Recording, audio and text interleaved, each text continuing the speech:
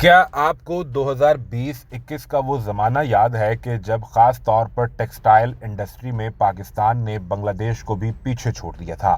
दुनिया भर से कॉन्ट्रैक्टर पाकिस्तान का रुख कर रहा था, लेकिन फिर पाकिस्तान में एक चलती हुकूमत को रुखसत किया गया। डिस्टेबलाइजेशन इस हद तक पहुंची कि अब पाकिस्तान की मईशत किसी तौर पर संभलती नज़र नहीं आ रही।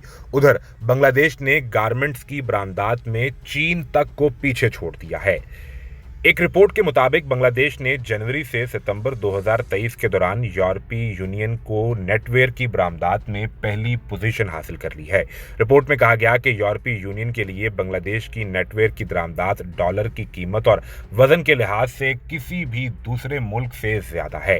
इस कामयाबी का सेहरा ब्लॉक की एरथरिंग बिट आर्म्स स्कीम के तहत दस्तयाब ड्यूटी सहूलत के सर सजाया गया है।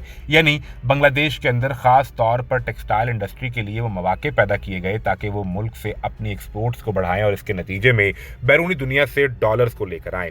रिपोर्ट में ये बताया गया है कि इससे पहले ये नंबर चीन के पास था, लेकिन अब चाइना को भी पीछे छोड़ दिया गया है।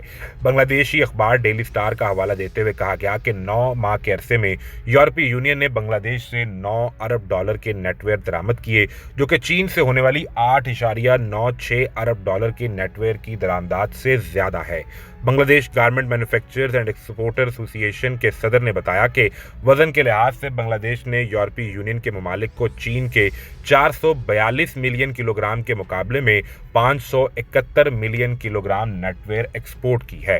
कहा कि नेटवेयर में यूरोपीय यूनियन के ममालिक में बांग्लादेश की शानदार कारकर्दगी की एक वजह हाई वैल्यू एडेड एशिया, खास तौर पर एक्टिव वेयर में हालिया सरमाकारी है, जो कि बांग्लादेशी हुकूमत की जानिब से यहाँ पर सहूलियात फराहम करने के नतीजे में किया जा रहा है। अब आप जरा 2021 और 22 के पाकिस्तान के टेक्सटाइल इंडस्ट्री के फिगर्स उठाकर देखें तो आपको ये अंदाजा होगा कि फैसलाबाद के अंदर काम करने के लिए मजदूर नहीं मिलते थे और उस वक्त के टेक्सटाइल इंडस्ट्री के मालिकान ये बताते हैं।